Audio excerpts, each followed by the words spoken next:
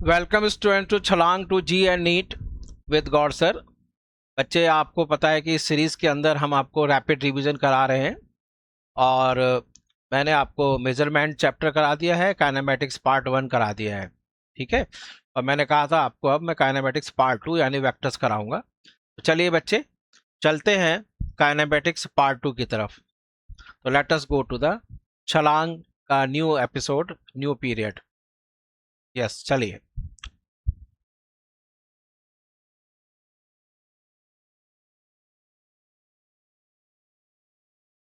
तो चलिए बच्चे, इस चैप्टर के अंदर, इस पीरियड के अंदर मैं आपको वेक्टर्स बता रहा हूं। तो वेक्टर्स का बच्चे बिल्कुल क्विक रिवीजन करते हैं।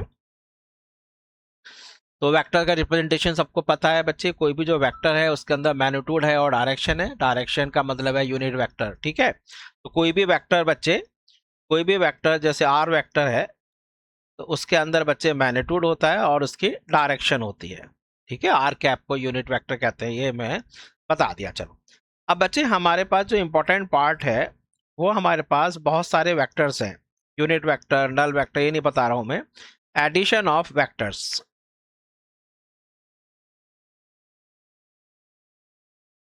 एडिशन का मतलब होता है वेक्टर्स, आपको पता है, जिसके अंदर मैग्नीट्यूड है, डायरेक्शन है and they are obeying the vector laws of addition. ये बहुत इंपॉर्टेंट है। यदि वेक्टर लॉ ऑफ एडिशन ओबे नहीं कर रहा है तो वो वेक्टर नहीं है। जैसे इलेक्ट्रिक करंट है, आपको पता है, वो उसमें मैग्नीट्यूड भी है, डायरेक्शन भी है, लेकिन वो स्केलर क्वांटिटी है। ठीक है, क्योंकि वो 2+3 5 ही होता है हमेशा, क्योंकि वेक्टर्स में 2+3 आपके पास 1 से लेकर 5 के बीच में हो सकता है। तो एडिशन ऑफ वेक्टर्स में बच्चे सबसे इंपॉर्टेंट बात जो है वो एक्चुअली में एक ही मेथड है जिसको हेड एंड टेल मेथड कहते हैं, या टिप एंड टेल मेथड भी कहते हैं, ज्योमेट्रिकल मेथड कह सकते हैं। ठीक है, वो सब आपको पता है कि आपके पास कोई वेक्टर जैसे ए है, एक वेक्टर आपके पास बी है, एक वेक्टर आपके पास सी है, और इनका नाम अलग अलग रख दिया है, ए vector, B vector, C vector. तो इन सबको बच्चे हमने एक ऑर्डर में ले लिया। और उसके बाद बच्चे जो आपके पास लास्ट जो वेक्टर है, जो रिजल्टेंट होगा, वो फर्स्ट वेक्टर का टेल एंड लास्ट वेक्टर का हेड। इसी को बच्चे हम पॉलीगन लॉ भी कह देंगे, क्योंकि इसमें 2 से ज्यादा, 3 से ज्यादा साइड्स हो गई। तो ये जो बच्चे वेक्टर आ रहा है, ये वाला, ये इनका रिजल्टेंट होगा। रिजल्टेंट का मतलब है कि इसका मैग्नीट्यूड एंड डायरेक्शन वो A vector, B vector, C vector के कंबाइंड इफेक्ट के बराबर है। और इसको हम R vector is equal to A vector plus B vector plus C vector कहते हैं। तो ये इसके, अब आगे बच्चे आएगा एक रिजोल्यूशन ऑफ वेक्टर। रिजोल्यूशन का मतलब है कि एडिशन का अपोजिट। ठीक है, बिल्कुल अपोजिट। यानी कि आर वेक्टर ए बी और सी का कंबाइंड इफेक्ट है। तो बच्चे ये जो वेक्टर्स है ना, ये ए बी सी, ये एक्चुअली में इसके कंपोनेंट्स हैं। चलो मैं यहाँ इसको खत्म कर देता हूँ बात को। तो यदि किसी वेक्टर के ए बी सी कंपोनेंट्स हैं तो इन सारे जो ब्रेकिंग पार्ट्स हैं उनका जो वेक्टर सम होगा, जो उनका कंबाइंड इफेक्ट होगा, वो इसके अकेले के बराबर होगा। ठीक है, ये कंपोनेंट्स हैं बस। अब कंपोनेंट्स आपके पास रेक्टेंगुलर कंपोनेंट्स हैं, यानी कि वो रेक्टेंगल की साइड्स बना रहे हैं। वो सारी चीजें हम आगे पढ़ेंगे। प्लेन में हो सकता है तो एक रेक्टेंगल बनेगा, और यदि स्पेस में होगा तो वो क्यूबॉइड बन जाएगा। ठीक है, ये सारी बातें हो गई। अब बच्चे, इसमें जो सबसे इंपॉर्टेंट बात है वो है, एक मान लीजिए ट्राइंगल। इसमें जो इंपॉर्टेंट, हर एक लॉ का इंपॉर्टेंट है, ध्यान रखना। जो ट्राइंगल लॉ है, एक मिनट, इसको रेड से नहीं दिखेगा आपको, तो मैं इसको दूसरा कलर लेता हूँ, ट्राइंगल लॉ।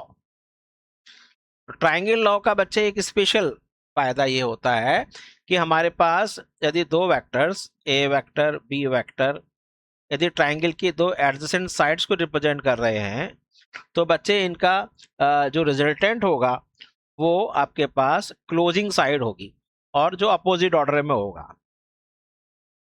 आपको पता हो गया कि जो थर्ड जो साइड है ट्राइंगल की अपोजिट ऑर्डर में, वो उनका रिजल्टेंट देगा, यानी कि जो सबसे ज्यादा नॉटीएस्ट है, मिचीवियस वन। जैसे आपको पता है क्लास के अंदर पूरी क्लास जो है आपके पास प्ले ग्राउंड में जाती है, एक ही ऑर्डर में जाती है, एक ही लाइन में जाती है। लेकिन जो लाइन तोड़कर जा रहा है तो बच्चे वो क्लास मॉनिटर है, वही रिजल्टेंट है। ठीक है, तो रिजल्टेंट हो गया। अब इसमें बच्चे बस मेन कंसेप्ट ये है कि दो वेक्टर्स हैं, वो मैं आगे पैरेललोग्राम लॉ में बताऊंगा। इन दो वेक्टर्स के बीच में जो एंगल निकालते हैं तो उनको कोइनिशियल बनाते हैं। ये बच्चे ए और बी के बीच में एंगल नहीं है, नो, ये एंगल नहीं है। एंगल जो इनके बीच में है बच्चे वो ये है थीटा।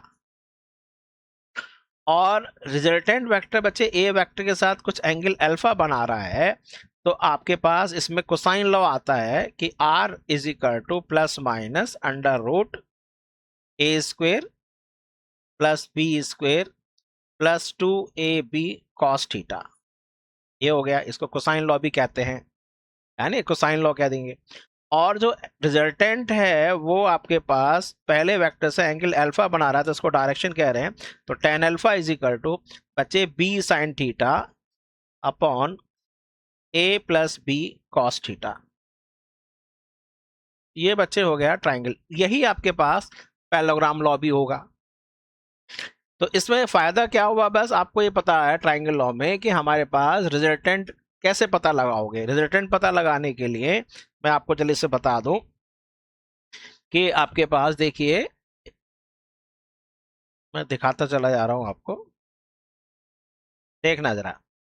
ये बच्चे आपके पास हो गया ए, ये हो गया बी, ये हो गया सी। ए के सामने बच्चे ये ए वेक्टर है, ये सपोजिंग आपके पास बी वेक्टर है, ये सपोजिंग आपके पास सी वेक्टर है। और ये सारे के सारे वेक्टर्स बच्चे एक ही ऑर्डर में हैं, इसको कहते हैं साइक्लिक। ये एंगल बच्चे ए है, ये एंगल आपके पास बी है, ये एंगल आपके पास सी है। कैपिटल लेटर से जो रिप्रेजेंट करते हैं वो वर्टिसेस करते हैं, और एंगल को रिप्रेजेंट करते हैं स्मॉल लेटर से रिप्रेजेंट करते हैं वो साइड्स को रिप्रेजेंट कर रहे हैं। ठीक है, चलिए। अब इसमें बच्चे बस ये मैं आपसे पूछ रहा हूं कि सबका रिजल्टेंट क्या होगा, क्योंकि आपके पास कोई भी अपोजिट ऑर्डर में नहीं है तो इसका रिजल्टेंट नहीं है कोई भी। और सबसे इंपॉर्टेंट बात यह है कि यदि आपसे पूछा जाए कि बच्चे के ए वेक्टर और बी वेक्टर के बीच में एंगल कितना है, ये बहुत गलती करते हैं बच्चे। Angle between A vector and B vector, ये बहुत गलती है। ना तो देखो टॉर्क की गलत हो जाएगा, आपके पास मैग्नेटिक फ्लक्स के डायरेक्शंस गलत हो जाएंगे, वहां पर भी आपके पास टॉर्क होता है जो लूप घूम रही है, उसमें टॉर्क की डायरेक्शन पता लगाना। ठीक है, तो ये सारी चीजें गलती हो जाएंगी यदि आपको एंगल नहीं पता। Angle between A and B, तो ए देखो हमेशा उनको को इनिशियल या को टर्मिनस बनाते हैं। तो ये आपके पास देखो ए वेक्टर का हेड है और बी वेक्टर का टेल है, ऐसे नहीं होता है। आपको दोनों का पूंछ एक साथ होनी चाहिए। तो ये बच्चे हो गया ए वेक्टर।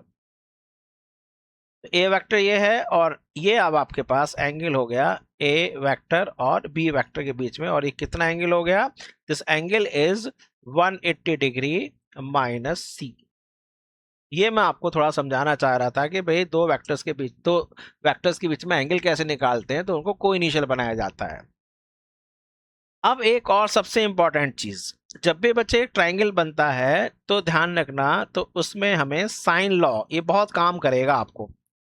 वेक्टर्स जो हैं उसके लिए आपको बहुत छोटी छोटी चीजें पता होनी चाहिए। जब भी कोई बच्चे तीन साइड से एक ट्राइंगल बनता है तो एक साइन लॉ ओबे होता है, यानी कि ध्यान रखना ए अपॉन बी अपॉन और सी अपॉन, ए बी सी क्या है, साइड्स। तो ये ए साइड है, तो इसके ए के सामने जो एंगल है कैपिटल ए, तो उसका साइन बी साइड के सामने साइन बी, और सी के सामने बच्चे साइन सी। ये आपके पास साइन लॉ बनता है। इससे आपको बहुत सारे क्वेश्चंस आराम से हो पाएंगे यदि आपसे डायरेक्शन पूछा जाता है। तो ज्यादातर बच्चे को साइन लॉ लगाने लगते हैं, tan अल्फा निकालने लगते हैं, लेकिन आंसर जो होता है वो बच्चे साइन में हो सकता है।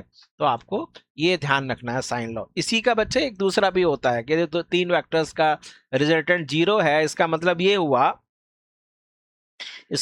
हुआ कि आपके पास एक वेक्टर ए है, एक वेक्टर आपका बी है, या तो सी वेक्टर जो है उनका अपोजिट होगा। जैसे मैं समझाने की कोशिश करूं कि सपोजिंग आपके पास देखो बच्चे ये ए वेक्टर है, ये आपके पास मान लीजिए बी वेक्टर है,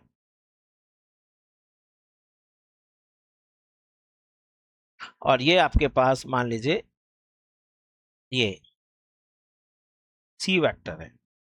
इन सबका वेक्टर सम 0 हो गया। तो इसका मतलब जो सी वेक्टर होगा वो बच्चे ए वेक्टर और बी वेक्टर के रिजल्टेंट के अपोजिट होगा। तो बच्चे ये ए है, ये देखो ए है, इधर आपके पास क्या लग रहा है, बी है, ये बी हो गया, क्योंकि देखो इनके बीच में एंगल ये है, ये एंगल मान लीजिए 1 है, तो ये मैंने एंगल 1 लगा दिया। इनका रिजल्टेंट देखो बच्चे ये हो गया। अब पैलोग्राम नहीं बताया तो इनका रिजल्टेंट यहाँ पर होगा। तो जो सी जो है बच्चे जस्ट इसके अपोजिट है। ठीक है, अब एक काम और कर लो कि जो ट्राइंगल जो साइन लॉ बताया था उसी का मैं आपको कुछ और दूसरा रूप बना देता हूं, जिसका नाम है बच्चे लैमीज थ्योरम। ठीक है, लैमीज थ्योरम, लो ये भी कर लो। तो ये सपोजिंग अल्फा है, ये सपोजिंग बीटा है, ये सपोजिंग गामा है एंगल। तो मैं क्या करता हूं, मैं इसको हाइड एंड सीक कहता हूं, यानी ए को छुपा लो, B is equal to C. A vector को यदि आप छुपा लेंगे तो आपके पास हाइड एंड सीक, इसको हाइड करो, seek the angle between remaining two यानी बी बीटा, तो उसका साइन बीटा। बी को छुपा लो, hide, see the angle between remaining two gamma, तो उसका साइन, हाइड एंड सीक कहता हूं मैं इसको। और सी जो है बच्चे उसको छुपा लिया, तो ये हो गया अल्फा, तो साइन अल्फा। तो लैमीज थ्योरम तो बच्चे ये आपको लॉज ऑफ मोशन में काम आएगा। ठीक है, वेक्टर्स में काम आता है, जब 3 वेक्टर्स का रिजल्टेंट 0 है तभी ये लगता है। ये चीजें समझ में आ गई आपको। यही बच्चे आपके पास पैलोग्राम लॉ भी है।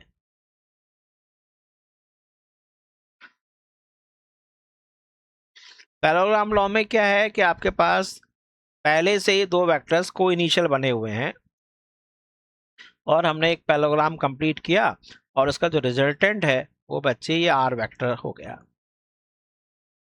तो ए और बी के बीच में एंगल, ये एंगल है ए और बी के बीच में एंगल, ये सपोजिंग थीटा है, और जो रिजल्टेंट है बच्चे ट्रायंगल लॉ जैसे अल्फा बना रहा है, तो वही इसका कोसाइन लॉ आपको वही है जो हमने वहां आपको बताया है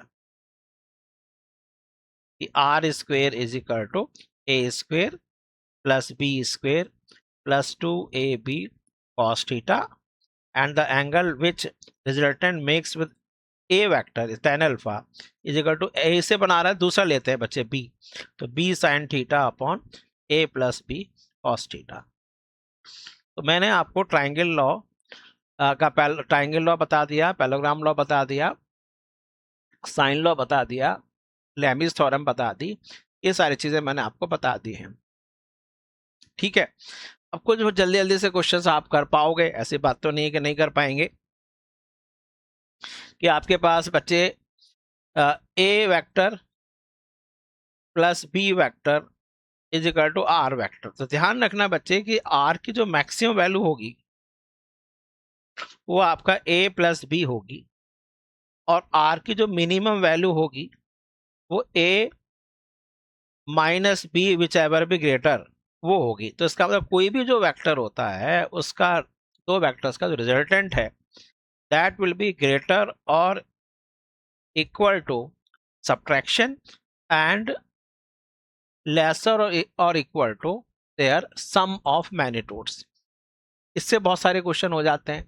उसमें क्या पूछा जाता है कि बताइए कि भाई इसमें क्या ये रिजल्टेंट कौन सा होगा। जैसे हमारे पास एक वेक्टर ए है, एक वेक्टर बी है, और उनका रिजल्टेंट कौन सा हो सकता है कि ए वेक्टर का मैग्नीट्यूड मान लीजिए आपके पास 2 यूनिट है, और बी वेक्टर का मैग्नीट्यूड मान लीजिए 3 यूनिट है। तो रिजल्टेंट जो होगा बच्चे 3 टू द 1, तो आर जो होगा वो आपके पास 3 और 2 1, 1 और 3 और 2 5, यानी 1 और 5 के बीच में होगा।